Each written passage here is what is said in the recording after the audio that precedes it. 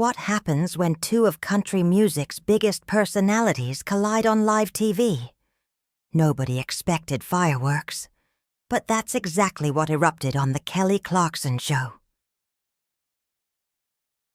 It was supposed to be a routine Tuesday taping, Jason Aldean stopping by to promote his latest album. The lights were hot, the audience buzzing, cowboy hats sprinkled throughout the crowd. Kelly adjusted her cue cards, smiling as the announcer boomed, "Ladies and gentlemen, please welcome Jason Aldean."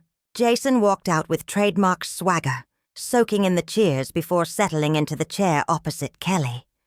On the surface, it looked like every other celebrity interview on her couch, but within minutes, the atmosphere would turn electric. "Jason, welcome back," Kelly began warmly. "It's been, 3 years since you were here last?"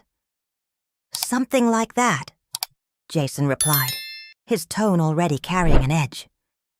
"Time flies when you're actually out there making real music instead of sitting behind a desk."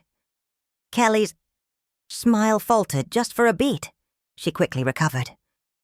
"Well, you've certainly been busy. Your new album's getting a lot of attention. Not all of it positive. How do you respond to critics who say it lacks the authenticity of your earlier work?" Jason's jaw tightened. "You know, Kelly, I find it funny that someone who built a career off a reality show wants to lecture me about its authenticity. At least I write my own songs." The studio went silent. Even the cameramen froze. Kelly's eyes narrowed, though her voice stayed calm. "Winning American Idol and building a lasting career might give me some insight into what real talent looks like. But let's talk about you. Some fans love your new direction, but others say you've lost touch with your roots." Jason scoffed. "Industry insiders, right? The same folks in Nashville who think country died with Hank Williams. The same people who probably told you pop country was the future before you gave up and ran back to television," the audience murmured, the tension thick enough to cut. Kelly's fingers tapped her cue cards, a tell longtime fans knew well. "I didn't give up on anything," she shot back. "I made choices that made me happy, choices that kept me connected to people. Maybe that's something you should try instead of alienating half your fan base with controversial statements." "Controversial statements?" Jason leaned forward, eyes sharp. "Since when does having opinions make you controversial? That's the problem with this industry. Now, everyone's walking on eggshells, pretending it's all sunshine and rainbows." "No one's asking you to pretend," Kelly countered, her composure cracking.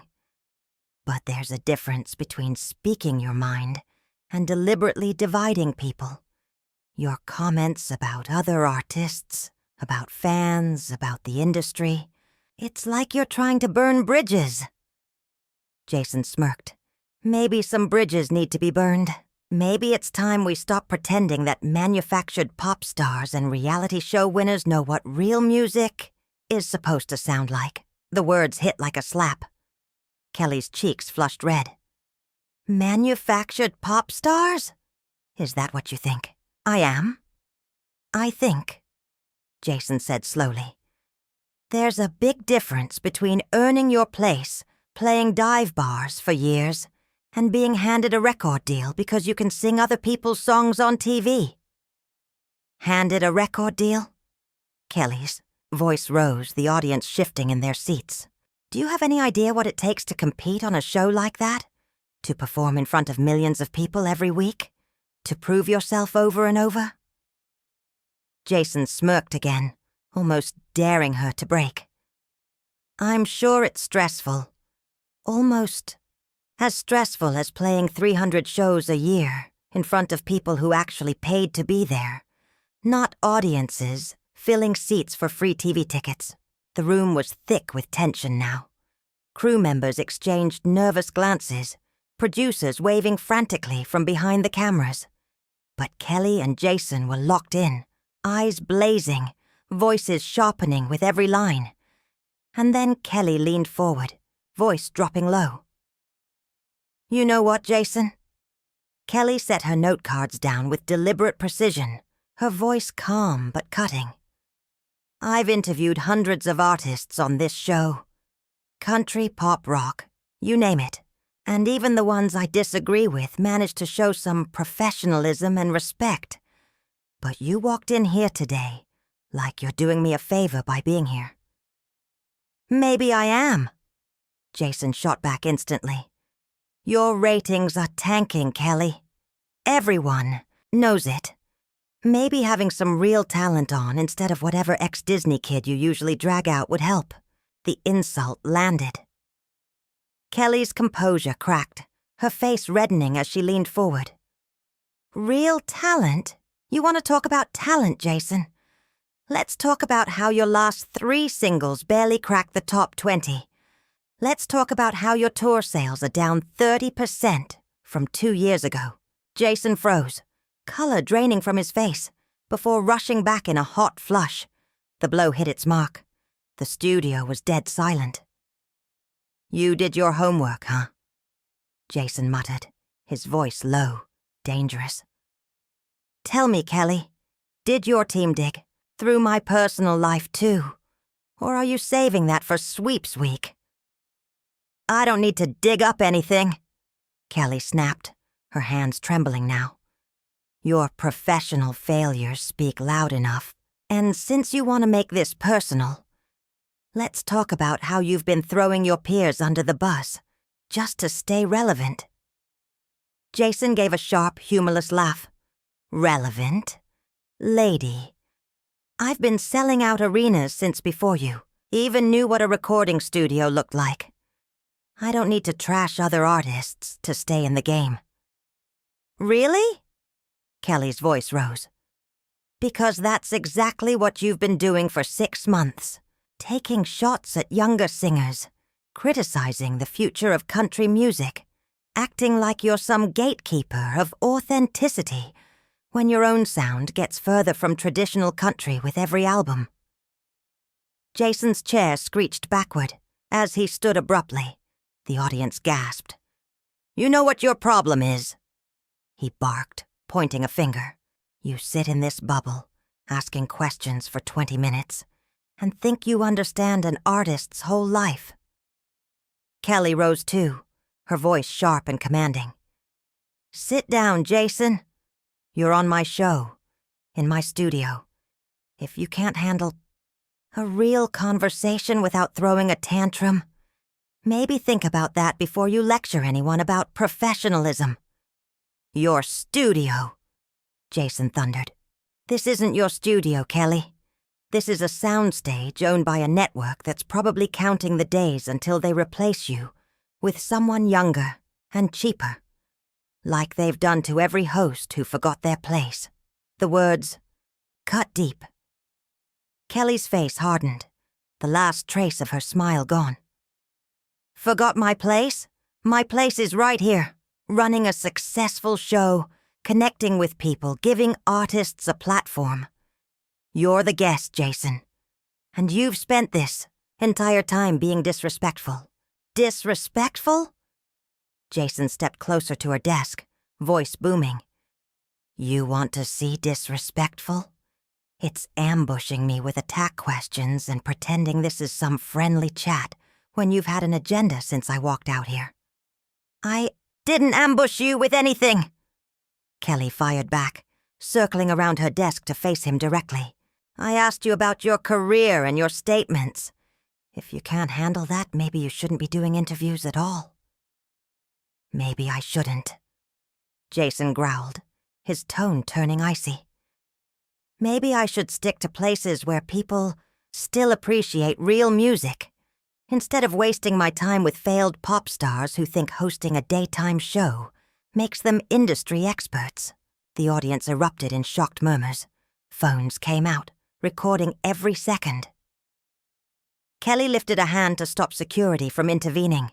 Her voice dropped to a deadly calm. "Failed pop star? Jason, I've sold more albums than you ever will. I've won more Grammys than you ever will, and I've done it without alienating half the industry in the process." "Grammys?" Jason sneered. "You mean those little gold statues labels hand out like party favors? Yeah, real impressive. Real authentic." "At least I have them," Kelly shot back, her eyes blazing. "What do you have? Songs about beer and pickup trucks that all sound the same?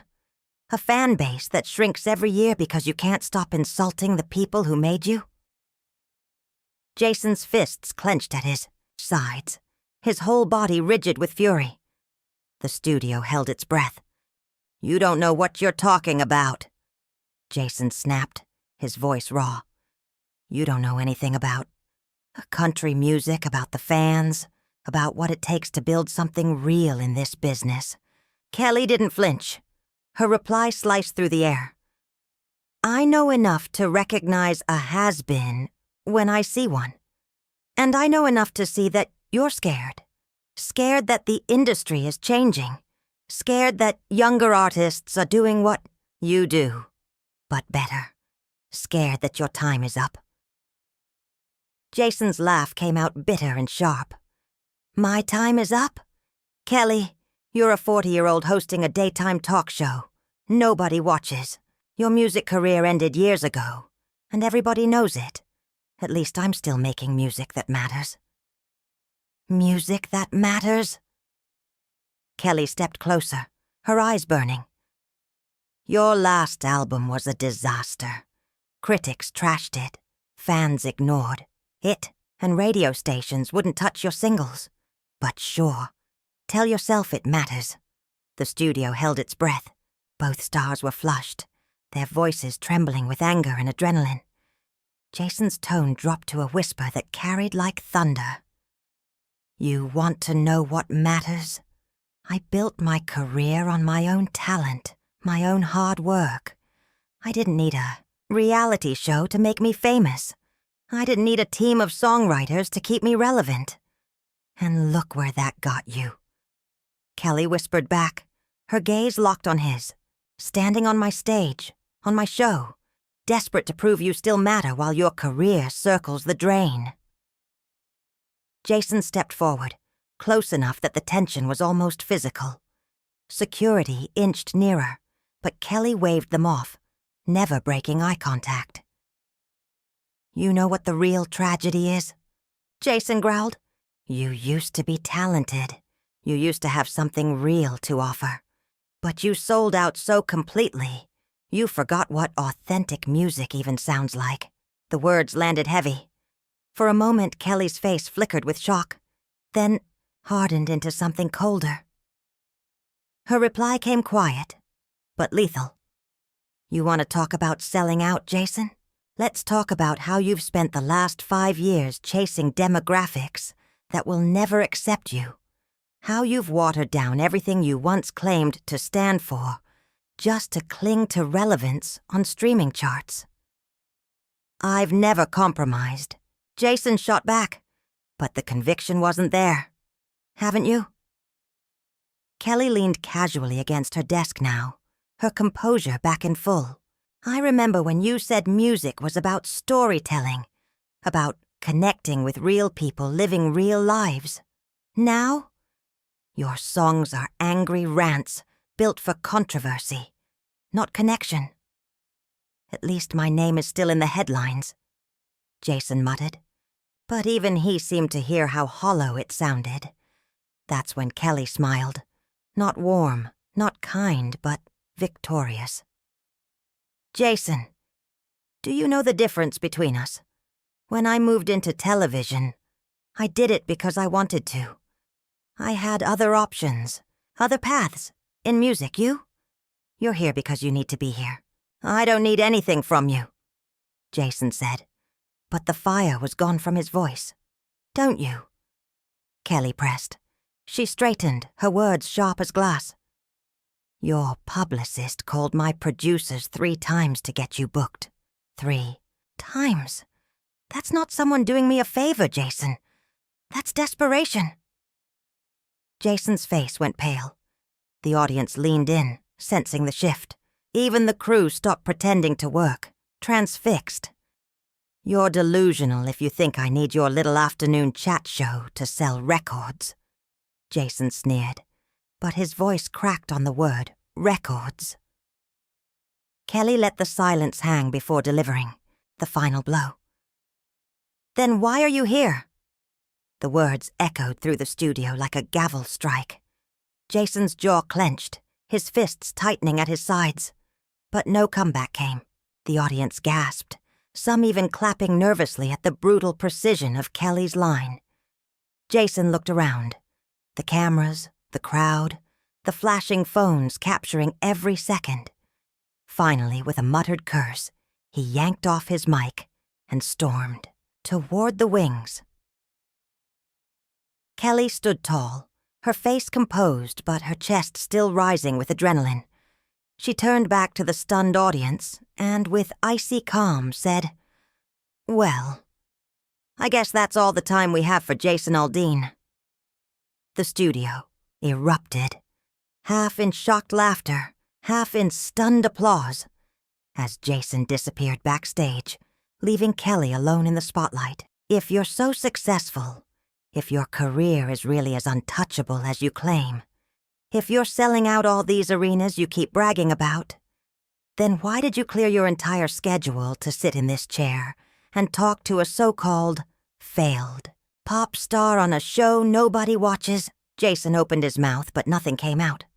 For the first time since the interview began, he looked genuinely cornered. Kelly didn't let the silence breathe. She pressed forward. "I'll tell you why you're here, Jason. Because your last tour had to cancel 17 shows for poor ticket sales. Because your label is panicking and pushing you into as much press as possible, hoping to salvage whatever scraps are left from this album. And because despite all your preaching about authenticity, you're just as desperate for relevance as anyone else in this business." "That's enough," Jason muttered, his hands trembling as he clenched them into fists. "Is it?" Kelly shot back, her voice rising, feeding on the tension in the room. "Because I'm just getting warmed up. You come on my show and throw stones at my career, my success. Fine. Let's actually talk about success. I've sold over 25 million albums worldwide. My Christmas album, 3 years ago, outsold your last 2 projects, combined." I said, "That's enough," Jason barked, louder this time. But Kelly didn't flinch. "And let's not forget," she pressed on, her tone icy and merciless, "I've won 3 Grammys, 2 Emmys, and a Golden Globe. My show just got renewed for 2 more seasons. Meanwhile, your singles can't even get airplay on the stations that used to worship you." Jason's face flushed crimson. The last threads of composure snapped. "You know what, Kelly? Keep your shiny trophies. Keep your safe little show. Keep that fake smile plastered on for the cameras. I don't need to sit here and be lectured by someone who peaked 15 years ago on a reality singing competition." "Then don't," Kelly said coolly, spreading her arms in a mocking gesture toward the exit. "There's the door, Jason. If you can't handle a real conversation with someone who actually knows what they're talking about, you're free to walk out anytime." The challenge hung in the air like a gauntlet. Jason looked around, at the cameras still rolling, the audience frozen in their seats, the crew watching wide-eyed. His jaw flexed as he struggled with his next move. "Fine," he snapped at last, voice tight with fury. "I will." He took a step toward the exit but paused, turning back one last time. His eyes burned with resentment. "You know what the sad part is, Kelly. You could have been great. You had the voice. You had the talent. But you chose the easy path. You chose safe. And now you're stuck here, pretending to be relevant by tearing down people who are still out there, making real music." Kelly's smile never faltered. "And you know what the sad part is about you, Jason? You're so consumed by your own failures. You can't recognize success when it's standing right in front of you. I'm not stuck here. I chose this. There's a difference. And the fact that you can't see it tells me everything I need to know about why your career is circling the drain. Jason stared at her, his expression cycling through anger, hurt, denial, and finally resignation. I'm done with this, he said flatly. He ripped off his microphone and slammed it onto the coffee table with a sharp crack that echoed across the silent studio. Good luck with your little show, Kelly. I hope the ratings bump from this stunt is worth it. Oh, I think it will. Be. Kelly replied, her voice razor-sharp. Thanks for the content, Jason. It's been educational. Jason turned on his heel and stormed toward the exit, his boots striking the polished floor in thunderous rhythm. The heavy studio doors swung shut behind him with a final, decisive thud. Kelly remained on her stage, alone in the silence that followed. For a moment, the weight of the confrontation seemed to press down on the room. Then, like a switch, her professional smile returned. She looked directly into the camera. Well, she said evenly, that was certainly unexpected. We'll be right back after this break. The cameras cut, but the air remained electric. Crew members stood frozen, unsure what to do. The audience sat in stunned silence, phones raised, capturing history. Behind her desk, Kelly's hands trembled faintly as the adrenaline drained from her system. The confrontation was over, but the fallout was only beginning. Two of the biggest names in entertainment had just gone to war on live television, and everyone in that studio knew they'd witnessed a moment that would be dissected, replayed, and remembered for years to come. So, what do you think, really? Pushed Jason Aldean over the edge? Was it Kelly's research into his failing numbers? Or was there something deeper fueling that explosion? Subscribe, and let me know in the comments what you think was the real breaking point behind this legendary walk-off.